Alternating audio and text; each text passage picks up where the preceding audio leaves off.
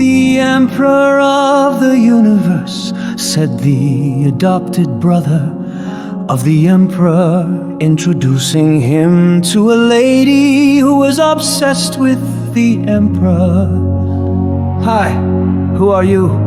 said the emperor to the lady. "Viscountess Gabriella di la Mera Enceladus," said the lady, curtsying. "Saturn's moon?" asked the emperor. "Yes," said the lady, who fell in love with him on sight. He was a handsome, tall, blue-eyed man with black hair, with a very charming nature. It would be a surprise if she didn't like him. He looked like half of his family. One of them was sitting with him, his great-grandson Lakelandite. His god, who looked like his twin, he must have been a throwback, a doppelganger of the emperor. The father of Lakelandite was even more of a twin of the emperor. He could almost be the same man, it was said many times of the father, but for his beard, which the emperor didn't have. The emperor's grandson, Lakelandite's father, was married and notoriously in love with his pregnant wife. So the viscountess, who knew him in passing, wasn't interested in him. She heard the emperor was a widower, so she saw him as available. She was not the first or the last woman to be so deluded. The emperor was in fact married and very much in love with his secret wife. They seldom got caught together, but one of the times was very dangerous for them both.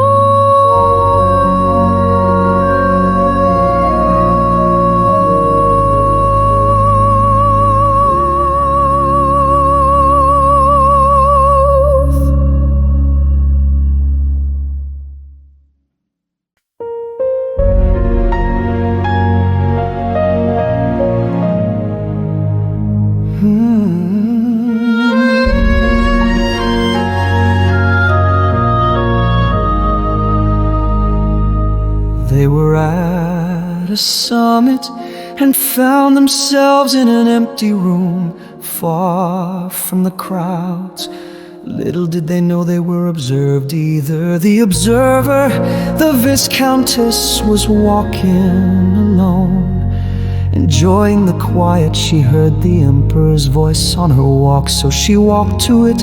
She stopped when she saw him in a room off the hallway. She didn't enter it when she discovered he wasn't alone.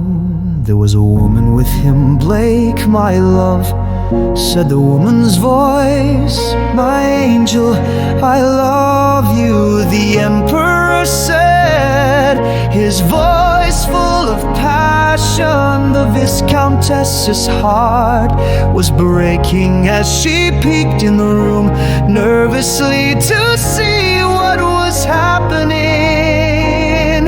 She saw the woman, she was pregnant, and thought it must be his baby.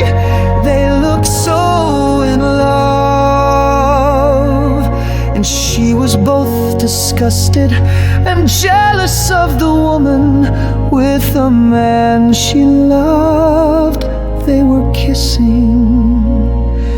She was driven mad by the sight.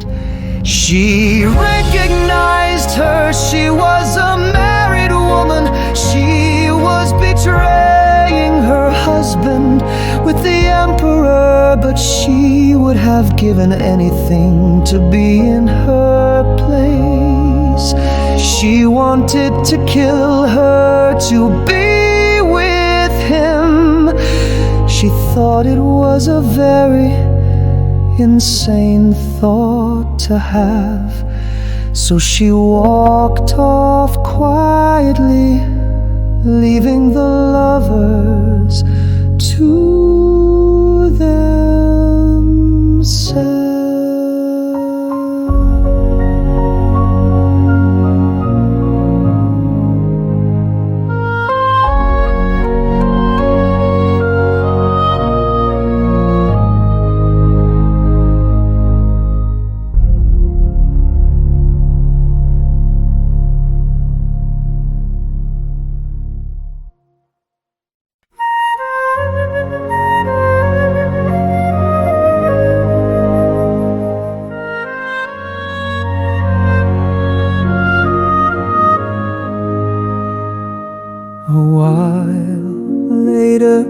The Viscountess saw her with her husband walking on the floor below from a balcony above, and knocked into a poorly placed plant pot, gasping, thinking it could have fallen and hurt or killed someone. She thought another insane thought: she could get rid of her rival if it fell. She was overcome by a sudden impulse.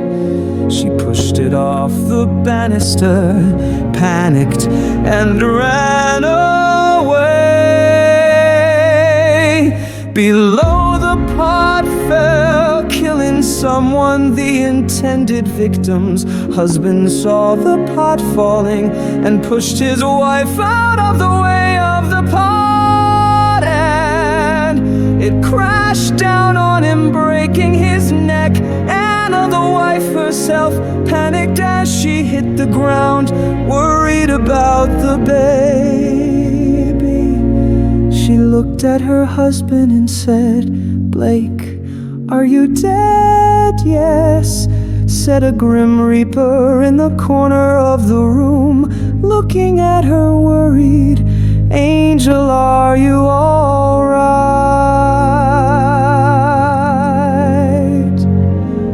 asked the reaper. "I think so," said Anna. "That would have killed me," said Anna nervously. "What happened?" "Neck broke," said the reaper. In the room walked Lakeland, died. "Ew, what a mess," said Lakeland, died, seeing the dead man.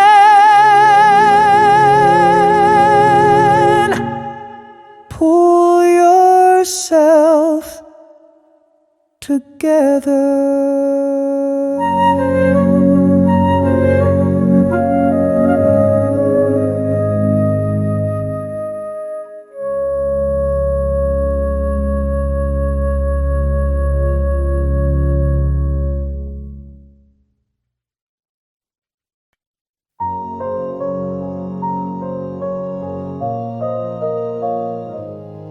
"All right," said the reaper. The reaper touched the dead man, and an odd thing happened. The reaper disappeared, and the man came back to life, and the neck was fixed. The dead man walking, who was medically trained, looked at his wife to see if the baby was all right. It was, it seemed. "What happened, Dad?" asked Lakeland, looking up at where the pot fell from. "I don't know. It started to rain plants. What do you think?" Blake said sarcastically. "I think someone doesn't like you," said Lakeland. "I think they were after your stepmom, not me," said Blake. "I heard the swish of a long skirt on the floor and boot steps running. In the room walked the emperor. "Hello, Anna, my love." "Hi, Blake," said the emperor, looking strangely at Lakeland, who was flying to the balcony with magic. What are you doing, boy? Playing Superman? Asked the Emperor. Hi, Fred, said Blake awkwardly. This time travel thing is getting to me again. It's feeling weird talking to you, my older self. You're feeling weird, I am my own granddad, said Fred the Emperor. Someone tried to murder Mom, said Lakeland died. There is a scratch on the banister where the pot was pushed off.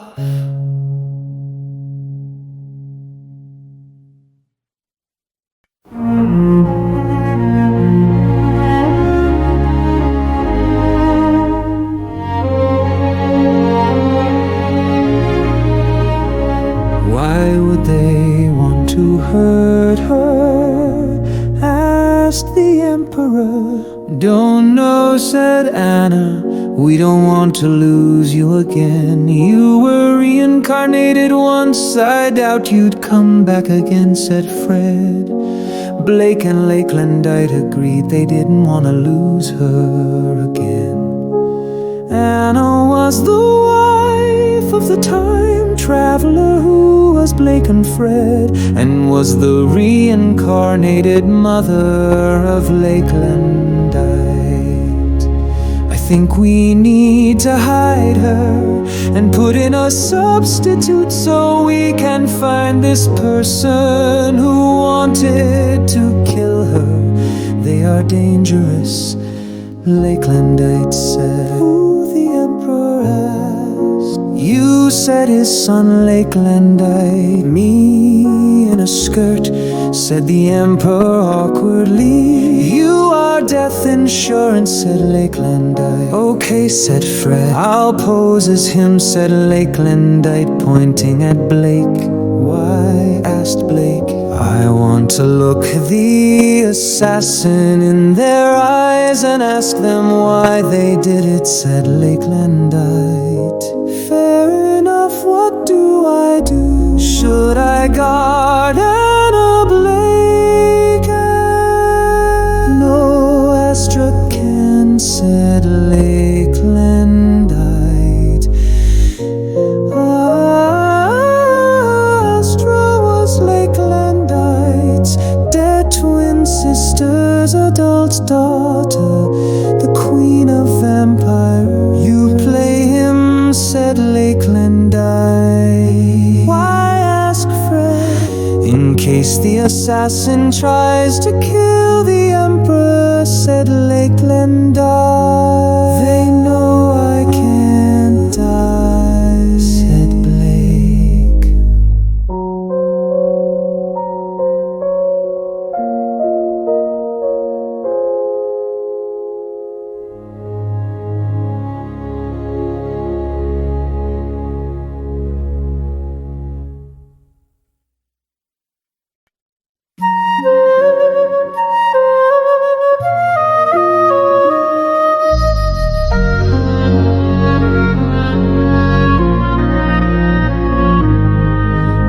Don't know about me being the same, true, said Fred.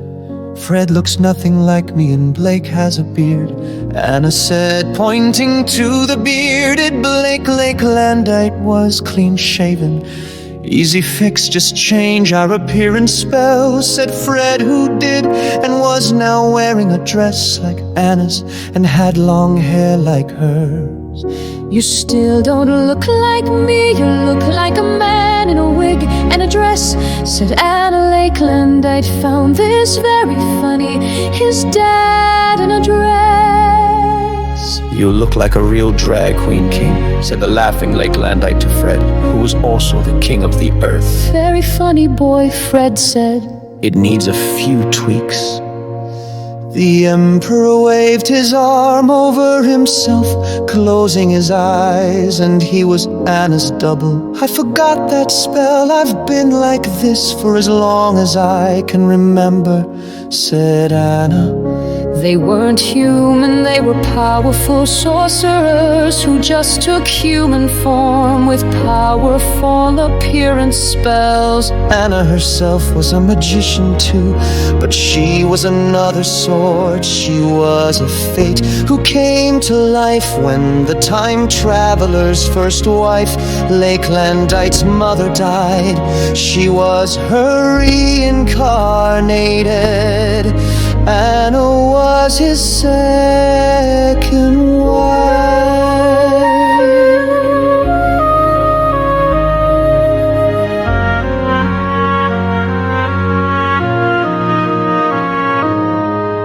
"You look like me," said Anna, nervous to see her husband impersonating her so well. "I do, don't I?" said Fred in his own sweet, light tenor voice, feeling very awkward. "Don't speak, it will give you away," said Lakelandite, laughing, seeing his stepmom speaking with his father's voice. Shame there is no voice-changing spell, Blake said. "I'll let you speak," Fred said to Lakelandite, who inherited his voice. "I'll have to have laryngitis." "Okay," said Lakelandite, still getting over his fit of the giggles. A beard like Blake's appeared on his face, hiding his high cheekbones. "I remember beards used to have one. Don't much like them, they are too much fuss to keep," said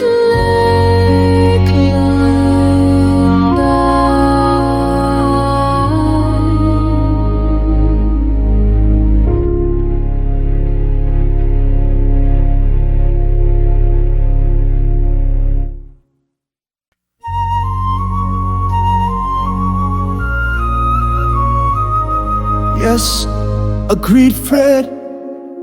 Lakelandite imagined him like that, with a beard, and he laughed. "What's so funny, boy?" asked Blake, thinking it had to be an insult to him. "Nothing," said Lakelandite, snickering. Blake glared at him. Anna left to visit her granddaughter Astra at her and her husband Max's house. The others left to go fishing for the assassin with the hoi polloi. Blake, as Fred, joined the diplomats. Lakelandite and the real emperor floated around their family, and Lakelandite chatted to them. They wondered why Fred wasn't talking. Lakelandite said they argued she was stubborn and didn't want to talk. Lakelandite tried to get him to speak by insulting Fred a lot. He nearly spoke a few times. Eventually, Fred, fed up being insulted, wandered off to be alone. He was seen leaving by the Viscountess, and she followed him. Fred flopped in a seat in the dining room, pulled out his phone and listened to Coldplay to wind down for a bit of me time. The Viscountess was still jealous. She picked up a knife from the long table, put it in her evening bag, and strolled over to the sitting area where Fred was sitting, distracted by his phone. He didn't seem to notice her.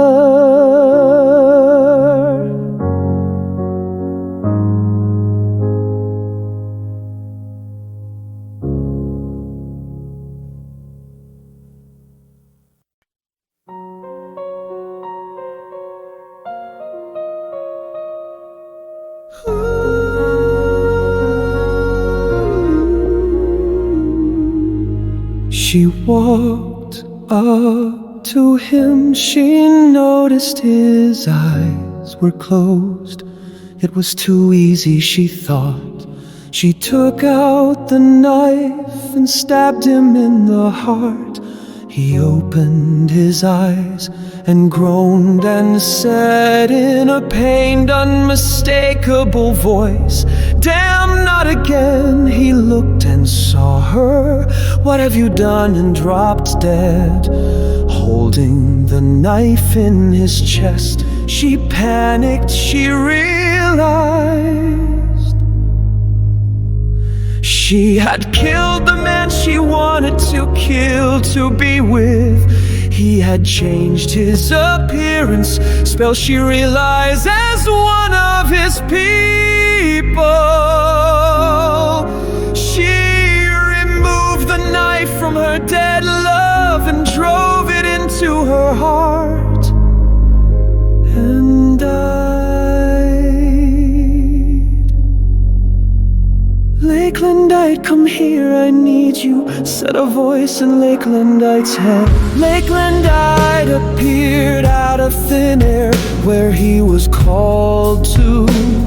He saw a grim reaper looking at a dead woman lying on the body of the seated dead emperor, who looked like his stepmom. "Can you help me?" asked the reaper. "The emperor's soul." "Are you dead?" asked the son. "Do I look dead, you idiot?" the reaper moaned. "Yes, sorry," said Lakelandite, moving the woman off his dad's body. Then the reaper touched the body. Fred came back to life and he healed his wound. The blood of him and the Viscountess covered the area and his torn clothes. Fred looked at himself in horror. "That cleaning bill will be murder," laughed Lakelandite. "Ha ha," said Fred, unamused. "Now what?" asked Fred, looking at the dead woman. They heard voices coming their way. "Get out of here, Dad. You can't be caught like this. Go home. Clean up." Lakelandite, said Fred, disappeared into thin air, cleaning his father's blood away from everywhere, and left the same way as Fred in the room walked Blake. As Fred with a group of alien delegates seen the dead woman and Fred's phone nearby. Blake picked up the phone, hiding it, and looked at the dead woman, wondering what happened.